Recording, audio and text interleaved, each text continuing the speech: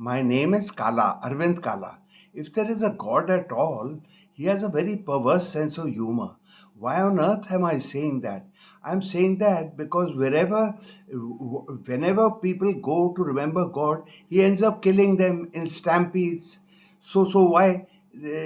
So that's why I'm saying that God must be perverse. Just recently in Andhra Pradesh in a Venkateshwar temple, 10 people were killed in a temple stampede. Now, when I talk of a Hindu temple stampede, these Hindu temple stampedes are so routine we don't even remember them.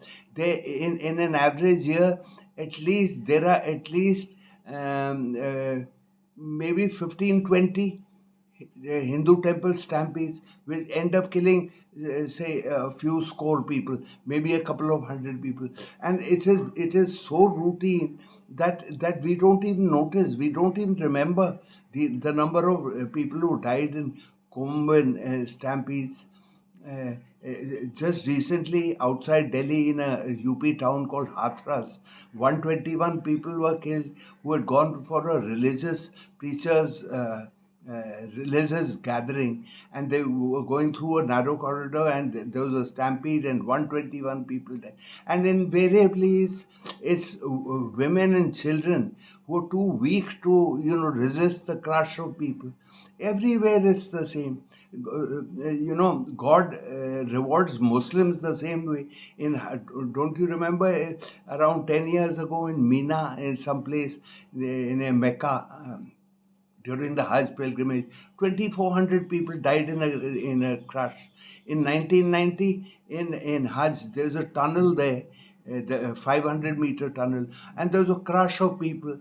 And in 1990, something like 1426 people died in that crash. And the irony is, when is the Hajj? The Hajj is in June. June is the Saudi Arabia is one of the hottest places on this planet, and the Hajj happens in June. So this is what people come for that. So how the hell does God reward them? He kills them. That is what I find invariably. Why in Vaishno Devi, etc., everywhere. And why do people go to all these places, etc., etc.? It's just, they're all, as I, I've been an unwavering atheist since I was 20, and I have a feeling that God has pretty a lot of contempt. If there is a God at all, he has a lot of contempt for all the people who pray to him, because they're always praying for themselves and saying, God, give me some more money. My duffer kid is flunking every year. Can you please pass him in class? My daughter's mother-in-law is tormenting her. Can you give the mother-in-law malaria? Please, God, do this. Send a malarial mosquito. It won't cost you too much. So all the time they're begging God. So God, if there is a God at all, he reduces people to beggary, and then when those people ask him for mercy, he kills them. That is my feeling. I've always had this feeling. People are always out. God has actually reduced the entire mankind to beggary. They're always begging him, do this for us, God, do this for us. Go to church, go to a mosque. Everybody is asking for himself, God, give me this, God, give me this. So they end up, the end result is, if there is a God at all, he says, what the hell, yeah? You're all bloody asking me for things, asking me for things. You're a bunch of beggars. I think he has a lot of, he's very derisive about people. That's why he knocks them off. I remember as a kid, in Lucknow, there used to be boys who would wear a red loincloth, like Lord Hanuman, and they would lie down on the ground for miles and miles, and the mother would walk alongside, giving them water, on the hot ground in summer, if I am right, and they would go. And they always asking, "Oh God, I'm undergoing so much suffering for this. For heaven's sake, can't you get my kid into IIT? Really, everything is going wrong here. My wife is nagging me. My kids are bothering me.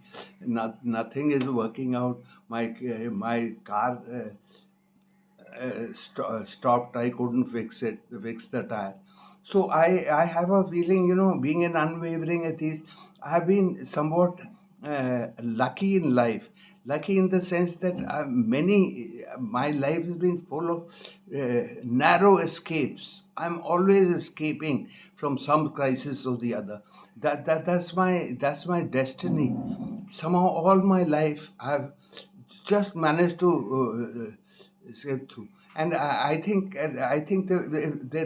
there's actually, I think, as an unwavering atheist, if there is a God, I think he has a certain amount of admiration for me, because I don't go begging God, give me this, God, give me this.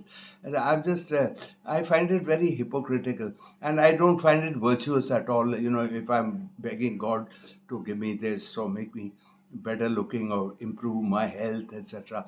Or say, God, don't give me cancer, don't give me cancer.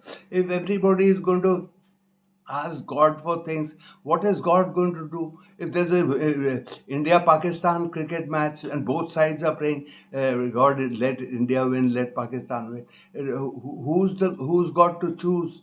So it's a very silly thing, and I'm happy in my atheism. It's worked for me. It's lucky for me, and of course I realize that my stand is a loser's prescription. It's called the Pascal wager.